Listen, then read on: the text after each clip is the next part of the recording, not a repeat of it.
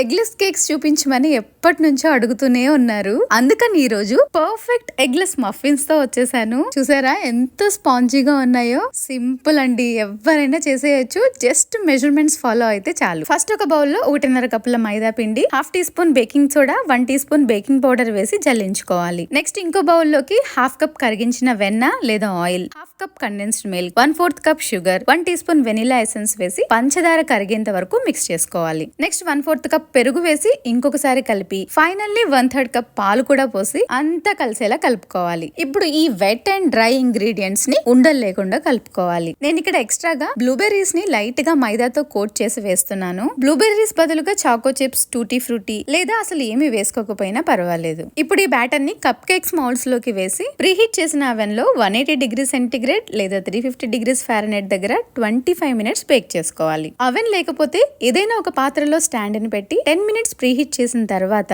ఈ మఫిన్స్ ని పెట్టి 50 మినిట్స్ లో ఫ్లేమ్ లో ఉంచి బేక్ చేసుకోవాలి. ఫైనల్ రిజల్ట్ ఇది. రీసెంట్ గా ఒకరు కామెంట్ చేశారు, 1 ఇయర్ నుంచి మీ వీడియోస్ చూస్తున్నాను, ఈ రోజు సబ్స్క్రైబ్ చేసుకున్నాను అని. మీరు కూడా అంతేనా? ఒకసారి చూడండి సబ్స్క్రైబ్ చేసుకున్నారో లేదో.